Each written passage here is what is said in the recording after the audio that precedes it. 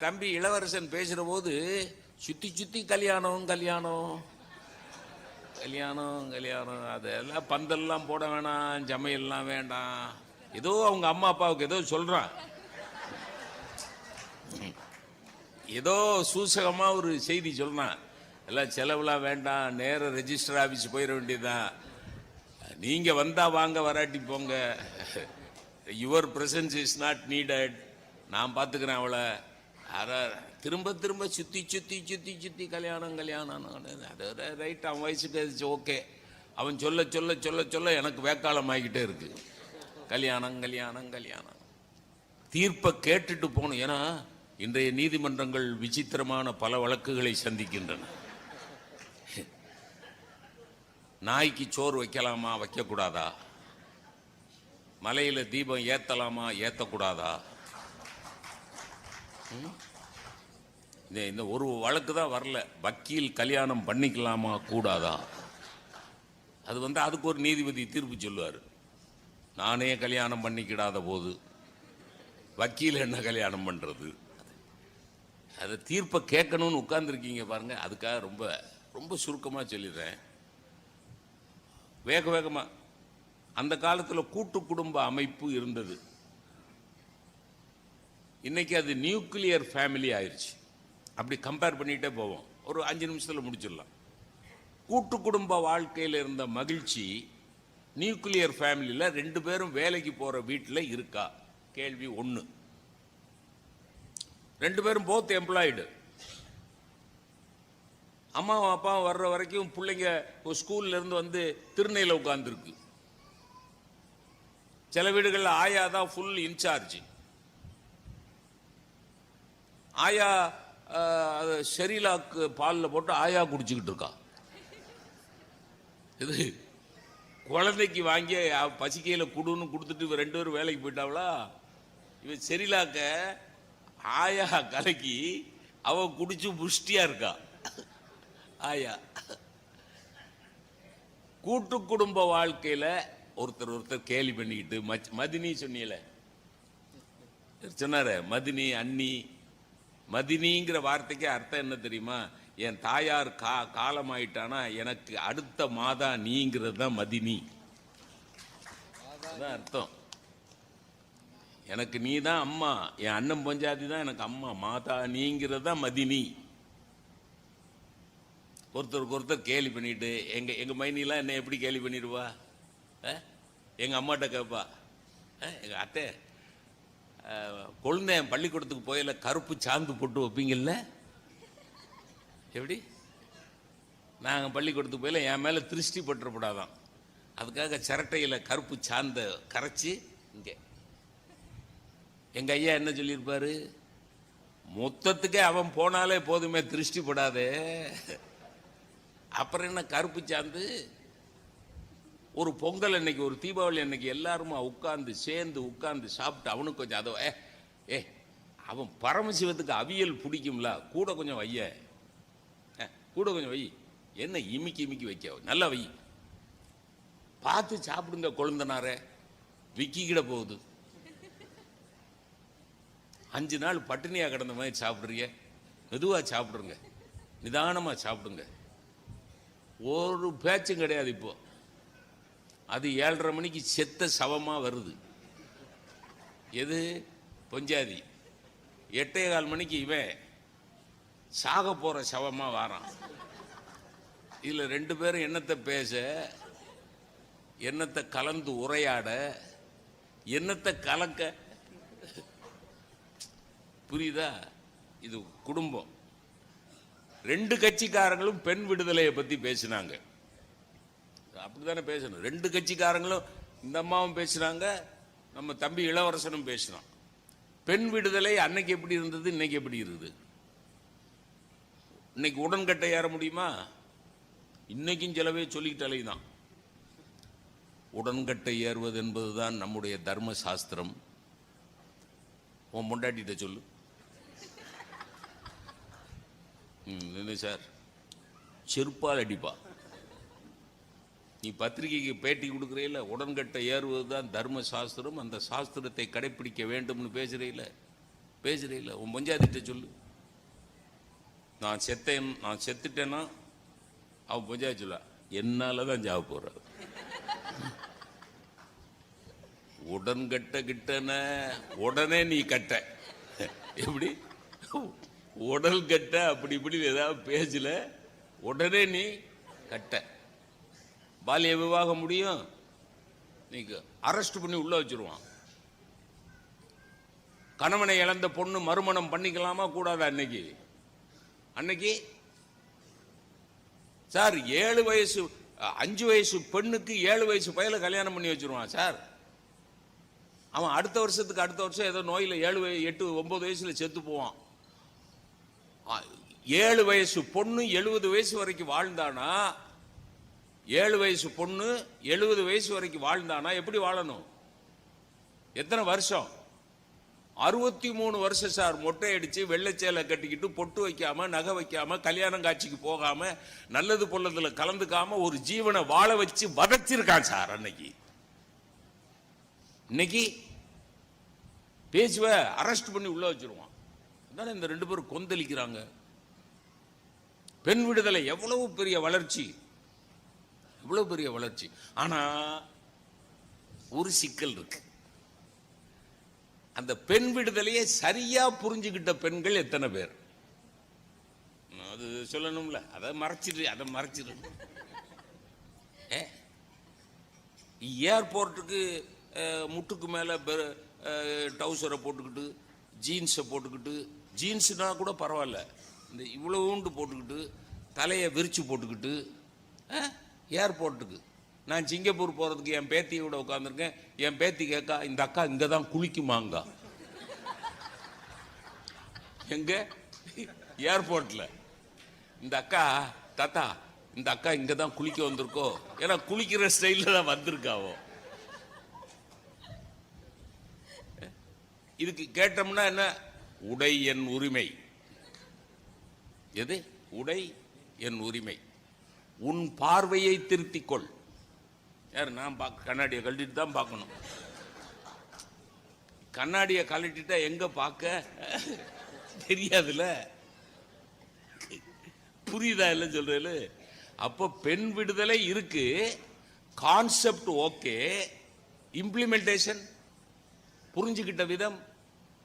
காதலன் ஒருவனை கைப்பிடித்து அவன் காரியம் யாவிலும் கை கொடுத்து, பாரதி சொன்ன பெண் விடுதலை. காதலன் ஒருவனை கைப்பிடித்து அவன் காரியம் யாவிலும் கை கொடுத்து, அதை விட ரொம்ப முக்கியம், மாதர் அறங்கள் முன்பினை காட்டிலும் மாண்புறச் செய்து வாழ்வமடி. அதுக்கு அர்த்தம் என்ன தெரியுமா? கண்ணகியை விட, திரௌபதியை விட, சீதையை விட அறம் காப்பவர்களாக நாங்கள் இருப்போம், நாங்கள் தான் புதுமை பெண்கள்னு பாடினவன் யாரு? பாரதி. மாதர் அறங்கள் முன்பினை காட்டிலும் மாண்புறச் செய்து வாழ்வமடி, அதான் புதுமை பெண். புரிஞ்சுக்கிட்டீங்களாங்கிறது தான் கேள்வி. புரிஞ்சுக்கிட்டீங்களா? கல்வி அன்னைக்கு இருந்ததை விட இன்னைக்கு, அன்னைக்கு நான் படித்த காலத்தில் என்ன, Tamil, English, science, maths, social science, அவ்வளோதான். இதை நான் படித்தது 500 மார்க் எஸ்எஸ்எல்சி, அதில் 326 மார்க் வாங்கினேன், ஹையஸ்ட் மார்க். 500க்கு 326 highest mark. உடனே தியாகராஜர் ஆர்ட்ஸ் காலேஜில் பியூசியில் இடம் கொடுத்தாங்க. இன்னைக்கு ஹெவி சிலபஸ். என் பேத்தி +2 படிக்கிறா, இவ்வளவு தண்டி புஸ்தகம் ஒரு 30-40 வச்சிருக்கா.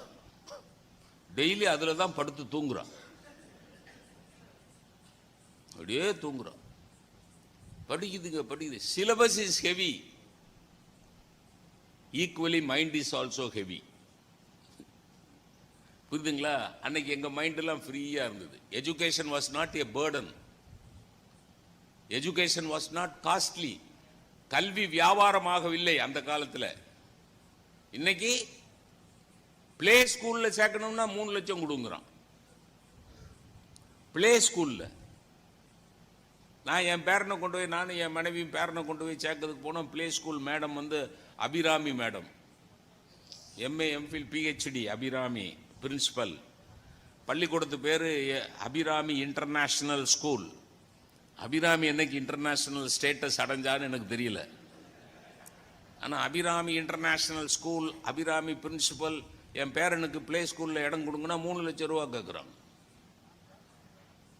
என் பஞ்சாயத்து என்ன சொன்னாங்க, என் மனைவி என்ன சொன்னாங்க, எங்க அபிராமி ஸ்கூலு, அபிராமி மேடம், உங்களுக்கு அபிராமி அந்தாதி தெரியும்ல, அதுலேருந்து ஒரு அபிராமி அந்தாதியை விடுங்க, இடம் கிடைச்சாலும் கிடைச்சிடும். நான் உடனே ஆத்தாளை எங்கள் அபிராம வல்லியை அண்டவெல்லாம் பூத்தாளை மாதுளம்பூ நிறத்தாளை பூயடங்க காத்தாளை அங்குச பாசாங்குசமும் கரும்பு மங்கை சேர்த்தாளை முக்கண்ணியை, யார பிரின்சிபல, முக்கண்ணியை தொழுவார்க்கு ஒரு தீங்கில்லையேன்னு வாட்ச்மேன் உள்ள வந்த அந்த லூசு பையில வெளியே தள்ளு. யார்? MA MPhil PhD head of the department of English. லூசு பையில வெளியே தள்ளுன்ட்டான். அன்னைக்கு கல்வி வியாபாரமாகாமல் கல்வி கனிவாக இருந்தது, இன்னைக்கு பாரமாக இருக்கிறது. அன்னைக்கு அத்தனை பாடங்கள் அடி. எங்க வாத்தியாரெல்லாம் அடிச்சாருன்னா 7 நாளைக்கு காது ஜுவ்வுன்னு இருக்கும். இன்னைக்கு பஞ்சாயத்து ஸ்கூல்ல ஒரு வாத்தியார் 2-3 நாளைக்கு முன்னாடி கையை தூக்கி இருக்காரு. 3ஆம் கிளாஸ் படிக்கிற போய் அடிங்க அடிங்க சார், சார் சரியான ஆம்பளையா இருந்தா அடிங்க சார், அடிங்க. அடிச்சிங்கன்னா குடும்பம் தெருவுக்கு வந்துடும். அவர் அப்பவும் வெள்ளந்தியா யார் குடும்பம் ஆகுறாரு? யார் குடும்பம்? உம்ம குடும்பம் தான். அடிச்சுட்டு நீ பொழைச்சிருவ, அடிக்க முடியாது. எங்க காலத்துல சார், நான் பெருமையா சொல்றேன், எங்க வாத்தியாரும் எங்க அப்பாவும் அடிச்ச அடிதான் சார் எம்ஏ பட்டம், என்னோட எம்ஃபில் பட்டம். எங்க வாத்தியார் அடிச்சாருன்னா எங்க அப்பாட்ட வந்து சொல்ல மாட்டேன் சார். இன்னைக்கு குழந்தைங்க ஒத்தைக்கு ஒத்த குழந்தையா வச்சிருக்காங்க, ஒத்தைக்கு ஒத்த குழந்தையா வச்சிருக்காங்க. அந்த குழந்தைய யாராவது டீச்சர் அடிச்சிட்டாங்கன்னா உன்னை வந்து daddy my miss has man handled me. Miss எப்படிடா மேன் ஹேண்டில் பண்ணா? Miss can only woman handle. How can miss man handle? என்னை அடிச்சுட்டாங்கன்னா ஒன்று அப்பாவும் அம்மாவும் போய் என் புள்ள ஒத்தைக்கு ஒத்த புள்ள கருவேப்பிலை கொத்து மாதிரி வச்சிருக்கேன், அந்த பிள்ளைய நீங்க கை நீட்டி எப்படி அடிக்கலாம்? I will go to the court. நான் என்னை அடிச்சா எங்க அப்பாட்ட வந்து சொல்ல மாட்டேன். ஏன் தெரியுமா? ஏன்? எங்க அப்பாவும் தூக்கி போட்டு மிதிப்பாரு, எங்க அப்பா என்னை போட்டு அடிப்பாரு. என்ன சொல்லி அடிப்பாரு தெரியுமா? அதான் முக்கியம். அந்த காலத்துக்கு இந்த காலத்துக்குள்ள வித்தியாசம். என்ன சொல்லி அடிப்பார் தெரியுமா? படிச்ச வாத்தியார் நீ தப்பு பண்ணாம அடிப்பாரா? அதான் முக்கியம். அப்ப வாத்தியார் படிச்சவர். இன்னைக்கு வாத்தியார் படிச்சவர் தான், ஆனா போக்சோ சட்டத்தில் கைதாகிறார். இது இல்லையா? என்ன சார் இருக்கா இல்லையா? டெய்லி வருது சார். ஆசிரியருங்கிறவன் யார் சார்? குற்றத்தை நீக்குகிறவன் தான் ஆசிரியன். ஆசிரியன் குரு அப்படின்னா இருளை போக்குகிறவன். இருளை போக்குகிறவனே இருட்டா இருந்தா எப்படி சார்? கல்வி போச்சு. பக்தி கூட்டம் கூட்டமா போறான். பச்சை வெட்டியை கட்டிட்டு போறான், சிவப்பு வெட்டியை கட்டிட்டு போறான், கருப்பு வெட்டியை கட்டிட்டு போறான், கூட்டம் கூட்டமா போறான். அந்த காலத்துல பக்திக்கு ஞானசம்பந்த பெருமான் தேவாரத்தில் எப்படி பக்தி செய்யணும்னு சொன்னார் தெரியுமா? காதலாகி கசிந்து கண்ணீர் மல்கி ஓதுதல், அதான் பக்தி. கரகரன்னு கண்ணீர் வரணும், மனம் கசியணும், அதான் பக்தி. இன்னைக்கு நம்ம தென்காசி கோயிலை சுத்தி ஐயப்பமாரு சாவம் ஏய் சாவம் ஏய், அவரு ஐயப்பனை யோசிக்கிறாரு, யாரு என்னடா ரவுடிய கூப்பிடுற மாதிரி கூப்பிடுறாங்க சார், சாமியே அப்படின்னா என் உடம்பு அப்படியே புல்ல இருக்கணும் சார், அதான் சார் பக்தி. அதான் பக்தி. இன்னைக்கு சாமியை சாமியோ. அந்த காலத்தில் குறவும் குறத்தி தான் அப்படி கூப்பிடுவாங்க. அது சொன்னா சண்டைக்கு வந்துடுவான், சாதியை சொல்லிட்டான்னு. அது சொல்றது அப்படிதான் சொல்லுவோம். பக்தி, சமையல் பூரா கேட்ஜெட்ஸ். விறகடுப்பில் சமைச்ச சமையல், மண்பானையில் சமைச்ச சமையலில் உள்ள ருசி குக்கரில் வரமாட்டேங்குது. அந்த ஃப்ரிட்ஜுன்னு ஒன்று கண்டுபிடிச்சான் பாருங்க, அந்த பையில நடு ரோட்டில் வச்சு அடிக்கணும். 7 நாளைக்கா ஒரே குழம்பு. கணவன் கேட்குறான், இன்னைக்கு என்ன குழம்பு? குழம்பு என்ன குழம்புன்னு கேட்டா, குழம்பு 7 நாளைக்கு முன்னாடி வச்சது, இது என்னன்னு கண்டுபிடி. அவன் எல்லாம் சயின்டிஸ்டா, இது என்ன குழம்புன்னு கண்டுபிடில. அன்னைக்கு பாட்டி ரசம் வச்சானா சார், 15 பேருக்கு சமைப்பா சார், கையில் இப்படி உப்பு அள்ளி அப்படி போட கரெக்டாக இருக்கும் சார் உப்பு. எங்கள் ஆச்சி 15 பேருக்கு சமைப்பா கூட்டு குடும்பத்தில். சும்மா அப்படி குத்து மதிப்பா அப்படி எடுத்து பாப்பா, இத்தனை பேருக்கு இவ்வளவு ரசம், இதுக்கு இவ்வளவு உப்பு. இன்னைக்கு அது என்ன ஃபோனு, இந்த செல்ஃபோன் வச்சுக்கிட்டு சமைத்து பார். அவன் தெளிவாக தான் சொல்லியிருக்கான், சாப்பிட்றாத, சமைச்சு பார், சாப்பிட்றாத. அவன் சமைச்சு வச்சிருக்கா, அப்படியே மேலோட்டமாக பார்த்துட்டு உயிர் பயம் இருந்ததுன்னா ஓடி போயிரு, செவைத்து பார்.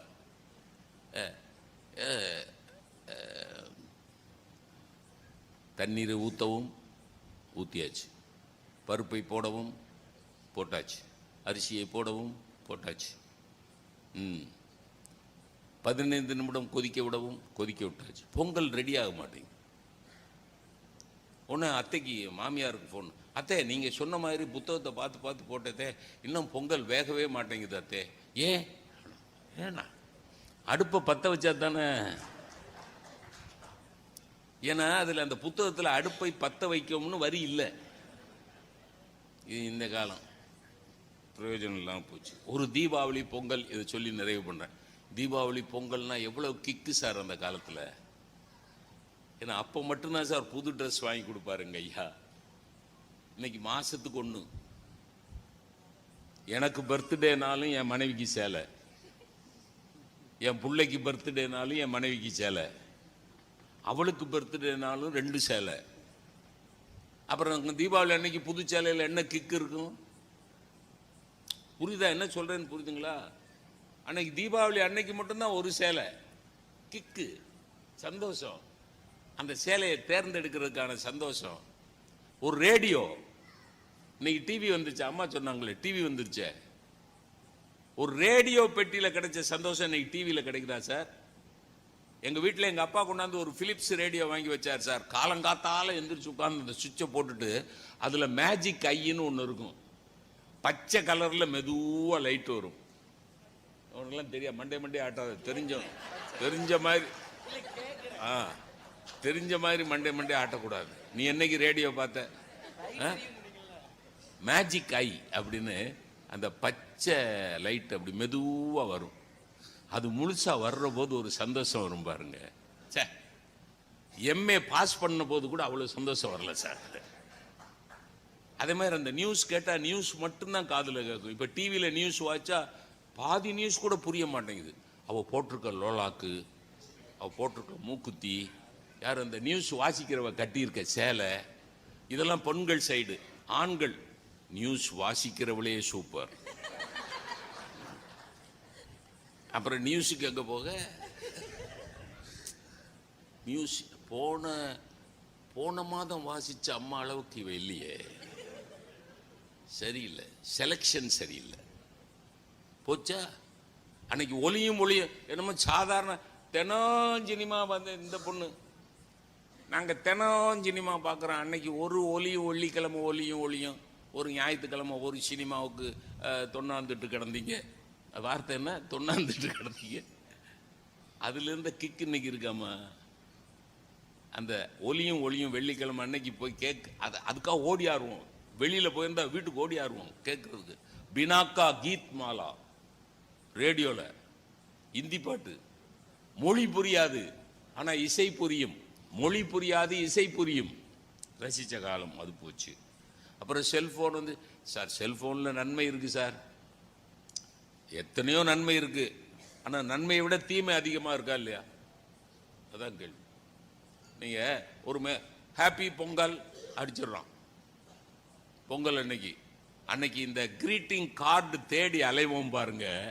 பொங்கல் வாழ்த்துக்கு அட்டை தேடி அலைஞ்சு அந்த போஸ்ட்மேன் பொங்கல் அன்னைக்கு எத்தனை அட்டை கொண்டாடுறாருன்னு பார்க்கறதுக்காக காத்து கிடந்த போது கிடைச்ச சந்தோஷம் ஹாப்பி பொங்கல்னு போடுற மெசேஜில் கிடைக்க மாட்டேங்குது சார். அதுலயும் ஹாப்பின்னு HAPPY போட மாட்டேங்கிறாங்க, HBY.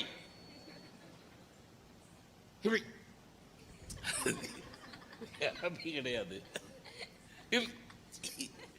பொங்கல். அப்படிங்கிற நேரத்தில் பிடிச்சிடுறாங்க. அன்னைக்கு பொண்கள்லாம் மார்கழி மாதம் பொங்கல் அன்னைக்கு வீடெல்லாம் கோலம் போடுறது, வாசலில் பெண்கள்லாம் உட்காந்து கோலம் போடுறது, ஒவ்வொரு வீட்டு வாசல்லையும் என்ன கோலம் போட்டிருக்காங்கன்னு போய் பார்க்கறது. நாங்கள் சின்ன பிள்ளையா இருக்கையில் எந்த வீட்டு வாசலில் வெடி அதிகமாக வெடிச்சு குப்பை அதிகமாக கிடக்குன்னு போய் பார்த்தது.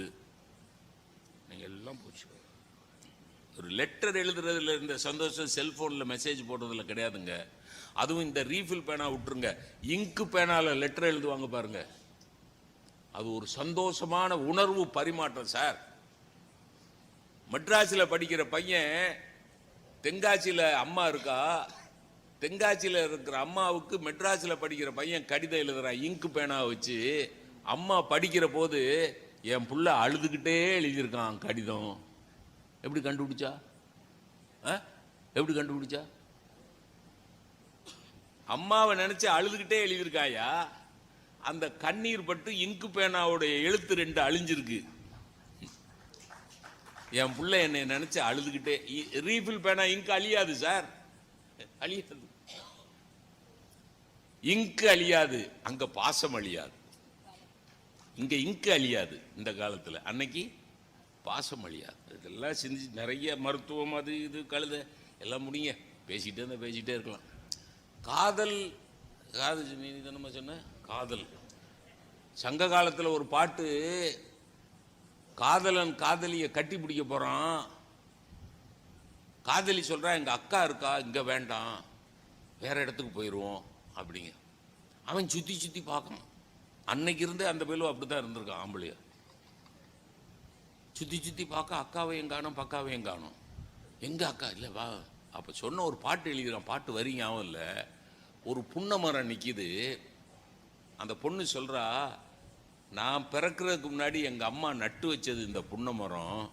இந்த புன்னை மரம் வளர்ந்து நிற்கிது. உறவு முறையில் பார்த்தா எங்க அம்மா முதல்ல பெத்து வளர்த்தது இந்த புன்னை மரத்தை தான். அதனால இந்த புன்னை மரம் என் அக்கா முறை. இந்த புன்னை மரத்துக்கு பக்கத்துல இருந்து கட்டி பிடிக்க வேணான்னு சொன்னது அந்த கால காதல். இன்னைக்கு நான் சொன்னல, கத்திரி வெயில்ல கழுத எரும மாட்டை விட சூடு சொல்ற இல்லாம எல்லாம் முடிஞ்சு. சரி, இப்ப இப்படி சொல்லி முடிப்போம்.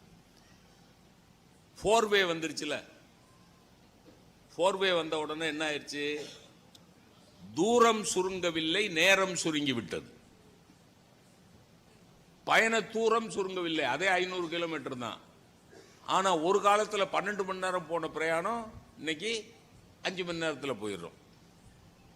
ஆனா பஸ்ஸோ காரோ ஊர் ஊரா உள்ளுக்குள்ள போய் போனோம்ல 4வே வர்றதுக்கு முன்னாடி. அப்போ ஒரு சந்தோஷம் கிடைச்சது தெரியுமா? ஒரு பஸ் ஸ்டாண்டுக்குள்ள போகையில் முறக்க முறக்க முறக்க முறக்க முறக்க முறக்க என்ன கிக்கு தெரியுமா? அது அந்த அந்த பஸ் வழியா தலையை விட்டானே ஒரு முறுக்குடனே பெண்களுக்கு போ போ போ போ போ போ போ போ. அதை விட நான் சிவகாசியில் வேலை பார்க்குறேன். வேலை பார்க்கையில் சிவகாசினே சொல்ல மாட்டாயா அந்த கண்டக்டரு. வாசலில் நின்றுட்டு பீடியை பற்ற வச்சுட்டு செவாச்சே செவாச்சே செவாச்சே. மதுரையில் போனீங்கன்னா மய மய மய. மெட்ராஸில் சொன்னால் எல்லாரும் கொடை விரிச்சிருவோம். ஏன்னா மெட்ராஸில் மயன்னா மழைன்னு அர்த்தம். இவன் மைய மைய மைய மையம்மா. இன்னைக்கு ஏறி உட்கார்றான், நேர கொண்டு ஒன்றும் கிடையாது. சரி, அதை விட இன்னும் ஒன்று சொல்லி முடிச்சிடுறேன். இந்த மின்சாரம் இருக்குல்ல, இது பெரிய வசதின்னு நம்ம பேசணும்ல. நாங்கள் சின்ன பிள்ளையா இருக்கையில் தெருவில் விளையாட 7 மணி 7:30 மணிக்கு விளையாடிக்கிட்டு கிடப்போம். ஒரு 10 பிள்ளைகள் தெரு பிள்ளைகள் பூரா. தெருவில் கரண்ட் டகார்னு ஆஃப் ஆகும். கரண்ட் கட் ஆனோன்னா இருட்டாயிரும். ஓன்னு கத்தி விளையாடிக்கிட்டு இருந்த நாங்கள் பாட்டில் அமைதியாக உட்கார்ந்துருப்போம் ஒரு இடத்துல. இருட்டில் விளையாட முடியாதுல்ல. ஒரு 10 நிமிஷம் கழிச்சு கரண்ட் வரும். என்ன செய்வோம்னு நினைக்கிறீங்க?